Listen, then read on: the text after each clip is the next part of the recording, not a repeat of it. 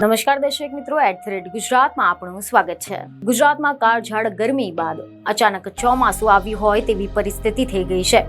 ગુજરાતમાં છેલ્લા 3 દિવસથી મેઘરાજાએ કહેર વરસાવ્યો છે અને આ વરસાદના કારણે ખેડૂતોને ઘણું બધું નુકસાન પણ થયું છે।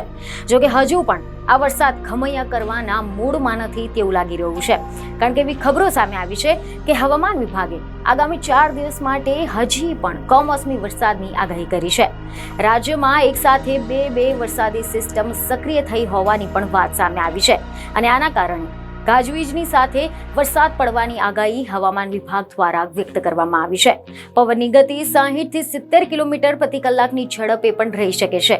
તો એવા લેવા મળી રહ્યા છે કે હવામાન વિભાગની આગાહી અનુસાર 9 મે થી લઈને 10 મે સુધીમાં બનાસકાંઠા, પાટણ, મહેસાણા, સાબરકાંઠા, ગાંધીનગર, અરવલ્લી, ખેડા, અમદાવાદ, આણંદ, પંચમહાલ, દાહોદ, મહીસાગર, વડોદરા, છોટાઉદેપુર, નર્મદા, ભરૂચ, સુરત, ડાંગ, નવસારી, વલસાડ, તાપી, દમણ, દાદરાનગર હવેલી, સુરેન્દ્રનગર, રાજકોટ, જામનગર, પોરબંદર, જૂનાગઢ, અમરેલી, ભાવનગર, મોરબી, દ્વારકા, ગીર સોમનાથ, બોટાદ, કચ્છ અને દીવમાં મોટાભાગની જગ્યાએ ગાજવીજ સાથે હળવાથી મધ્યમ વરસાદની આગાહી કરવામાં આવી છે।